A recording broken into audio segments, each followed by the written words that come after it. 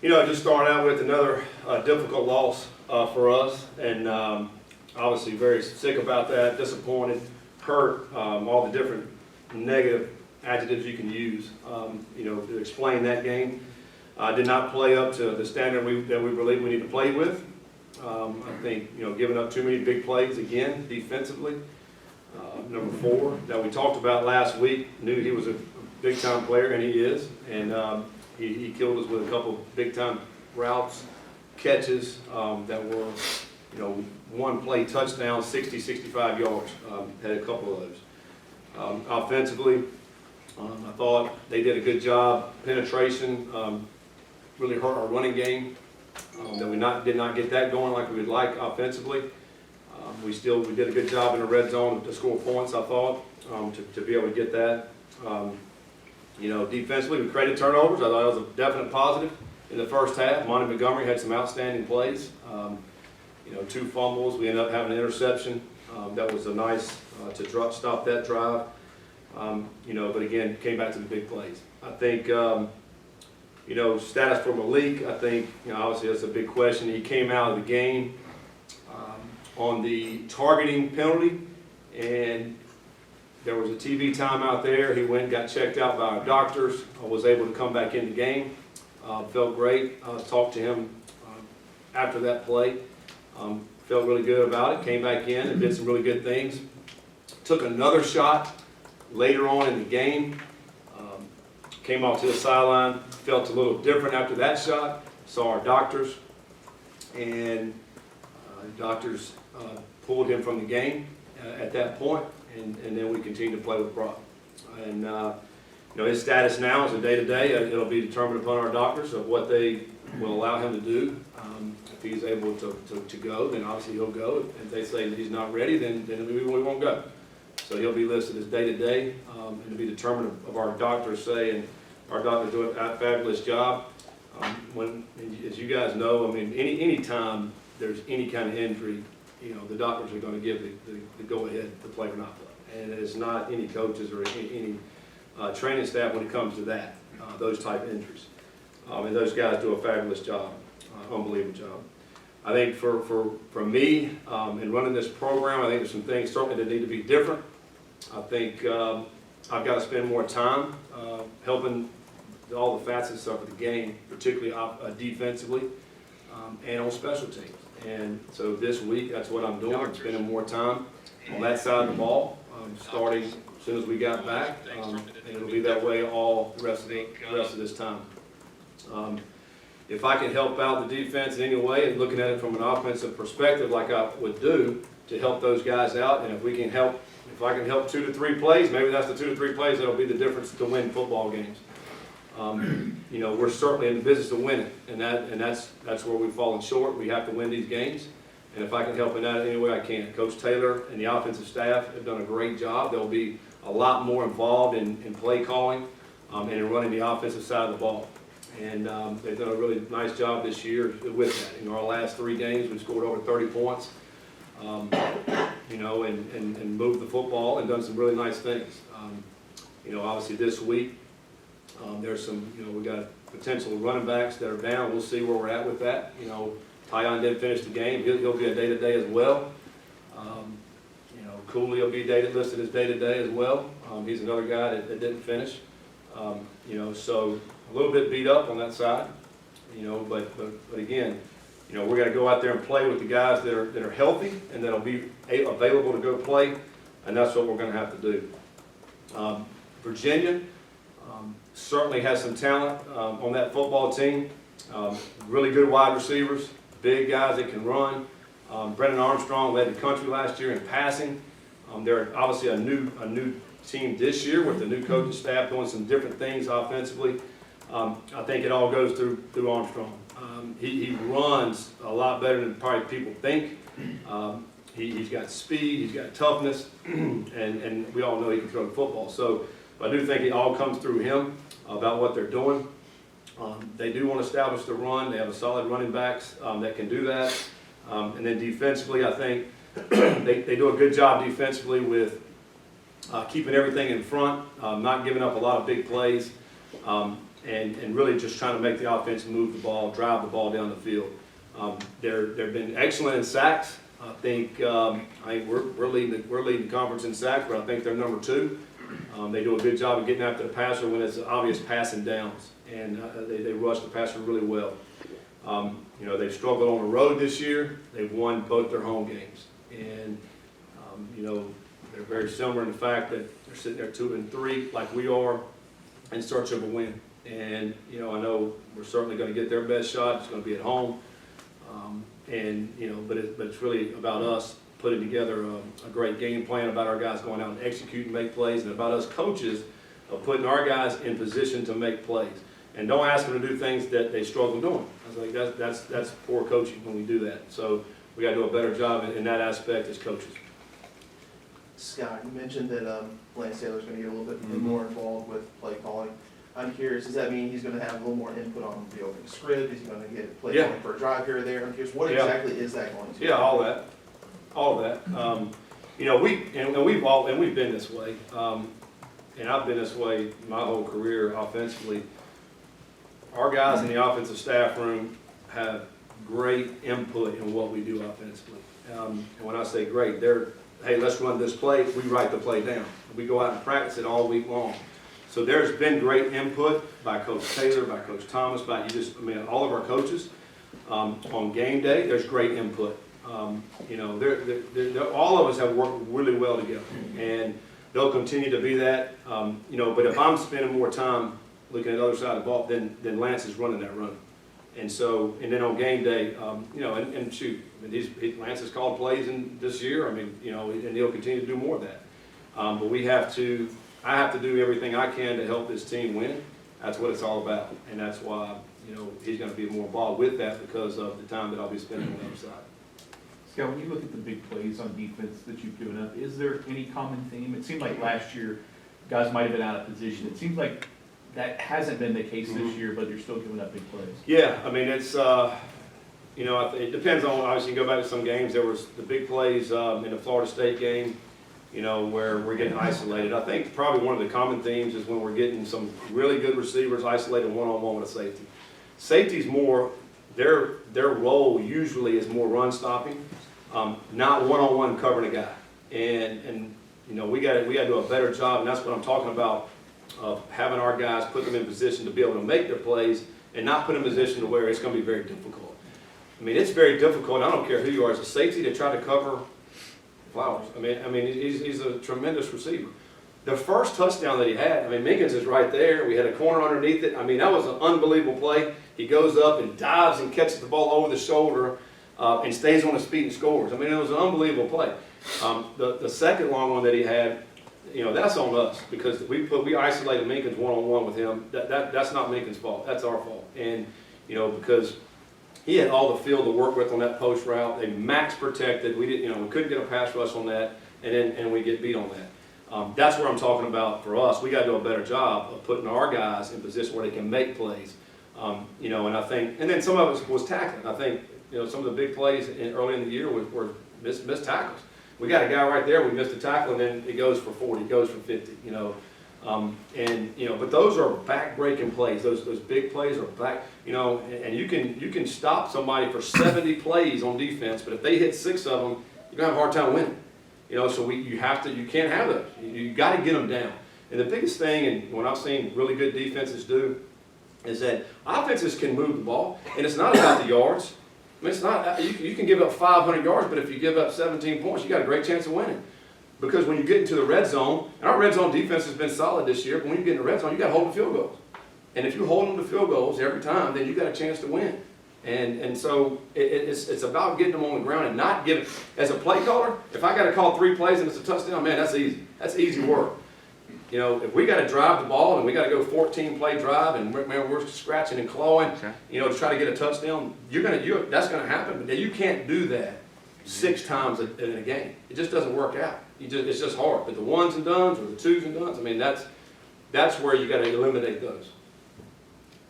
Yeah, Scott, I apologize if I don't have the details exactly right, but in the fourth quarter, I think you guys had a 4th and 4 and a 39 and went for it instead of punting and trying to pin them down. What was your thought process during that? Yeah, well, we were up 2, and that's a scenario, we're on the 39-yard line, and, you know, we had already had a punt earlier in the day that landed on the 3, but ended up going into the end zone. If you do punt it, you're gaining 19 yards, and if it goes into the end zone, you know, they just needed a field goal. Our thinking was, let's get a first down, let's try to go get some points, at least get a field goal, because we only needed, let's say, 10, 15 more yards to get in the field goal range, and now we're up 5. The other thing was there was 5 minutes to go in the game at that point in time. If you didn't get it, and somehow they do drive the ball and get a field goal, just like they did, we had 2 minutes left. So you do have time to go down and win the game with a field goal. So that's kind of the thinking. If you get, you know, if you score right there, I mean, you know, and there were some calls there at the end of the game that were hard. It was some hard calls. There's a lot of tight man-to-man coverage out there. You go back and watch the film. I mean, it was tough. It's tough to get open, you know, if you got guys all over you and grabbing you. And some of that happened the last 2 drives. And you know, but our thought process was to go for it. We get this first down, we get the field goal range, let's kick it, and now we're up 5. Now touchdown. It's going to take a touchdown to beat you. So that was the thought process. You're in that 35 to 42-yard line. I mean, most teams are going to go for it right there. And I really believe it's 4th and 4. Had it been 4th and 10 or not, you know, they'd probably punt. But 4th and 4, you got a chance to make it. It was a young defense a year ago. You didn't really make any changes there. They kind of grew up. How much of these big plays that are happening can you fix, given that they are basically the same group of guys? I just think we got to do a better job of putting our guys in positions to stay on top. You know, the bottom line is if we're down, and we want to be a pressure defense, but if you're down at 7 yards, 8 yards, and they get past that, there's nothing else there. You know, there's nothing else there. And once you get past that, it's touchdown. You know, we got to do a better job of playing pressure defense, but also having that umbrella back there where we're keeping everything in there. You know, and that's a little bit of you got to know when to call that stuff and when not to. I think you also have to you got to protect your guys. I mean, you got to protect your guys. You can't, again, what I mentioned earlier, you can't ask a safety guy who's normally not going to be a one-on-one cover guy to cover a guy that can really run and play. You know, and that's where we got to help our guys out. Scott, what did you see from Brock at the end of the game? And if he does have to play this week, how do you get him more comfortable with the offense? Yeah, you know, he was very poised and calm once he went out there. I think one of the first pass play, he hit Marshawn for about 19, 20 yards up the sideline. You know, I thought he played well. I know his stats they don't look good, but you go back and watch the film. He did what he needed to do from his position. We had to get guys open. You know, and they were, again, I mentioned earlier, they were tight, they were man-to-man, they were all, you know, all over our guys, and we did not get free. We did get the one call, and they called Amari for face mask and called him for PI's offsetting penalty. But there's about 5 or 6 other passes that were, you know, questionable. I mean, really, and it's hard for the referees. I mean, I get it, they're jockeying right there, but you know, it's hard on Brock if a guy's not getting open where to throw the football. And you know, but I thought he played well. We got to do things that can make it easier on him. Find ways to get some easy throws, easy completions, and to get him comfortable. In a running game, it helps that. You know, if we can get these backs rolling and you know, get the running game going, that'll help him as well. You know, but I think he's got confidence. We have confidence in him to make throws. He's been practicing really well. So we have confidence if he has to be the guy. One of the constants with this team is, you know, or the last couple of years really, is the struggles late in the game. Obviously in this last one you lose in the league and that impacts it, but there have been fourth quarter struggles. Is there things you're seeing on film or things you can do, you know, to rectify that, to change that kind of trend? Well, yeah, I mean, you go back and watch the film, there's certain things that certainly we could have done a lot better. You know, one of the big plays in the game was the start of the end of the third quarter. We hit a 60-yard touchdown. You know, we get a call back for a chop block, which is very unfortunate there. And, you know, because that's a different point. I mean, now you're up 2 scores. They got to go get 2 touchdowns as opposed to 2 field goals is what they ultimately got. And then you know, in the fourth quarter, you got to there's a bunch of different ways to win games in the fourth quarter.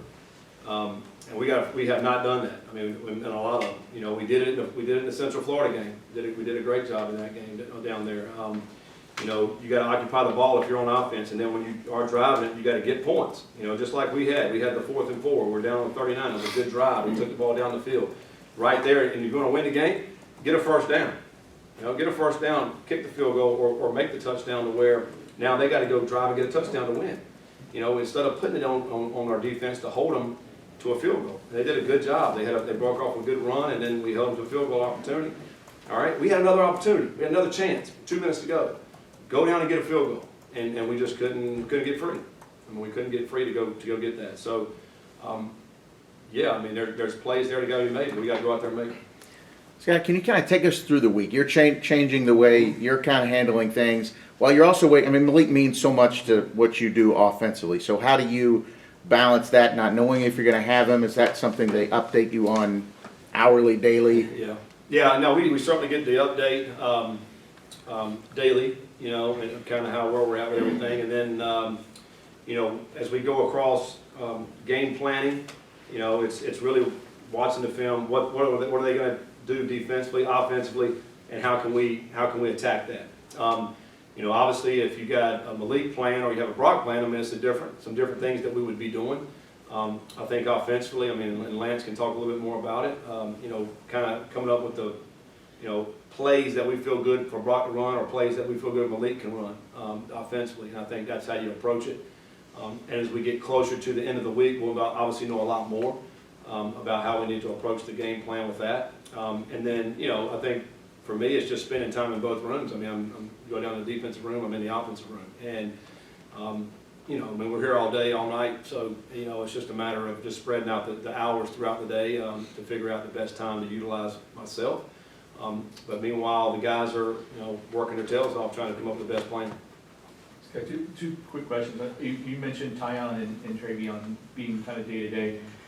Is there any change in Mitchell's status moving forward? And then the second question, what did you think after you saw the shot block on the touchdown? Yeah, I mean, Mitchell is getting closer. You know, he had the injury, the lower leg injury against Central Florida. So this Friday will be 4 weeks. He's really, really close to being available.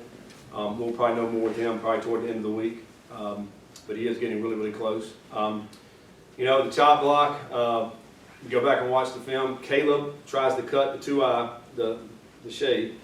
He falls on the ground. He doesn't touch the guy, so he actually misses the cut, and then Trevor's there and kind of pushes the guy.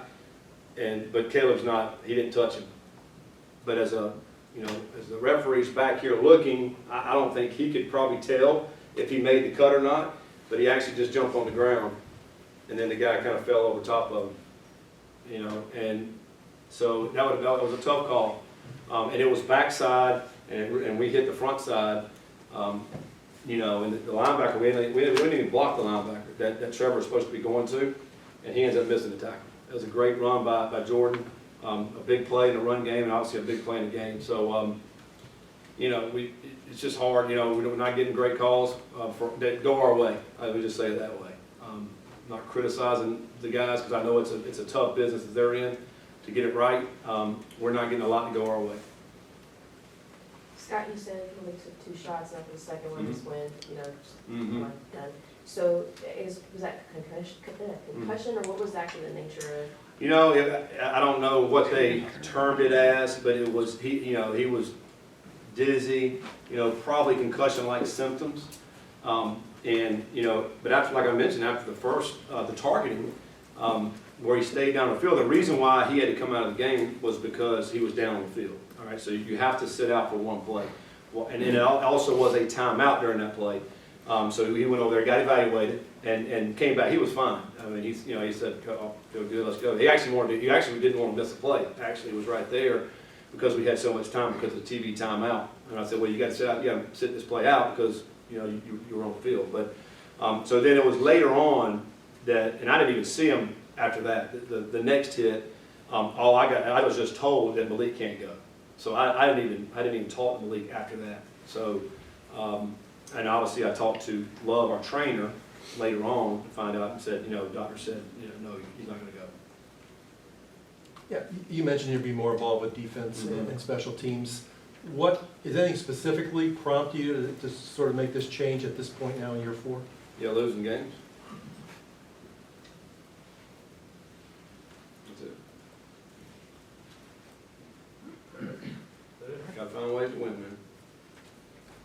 All right, thanks, guys.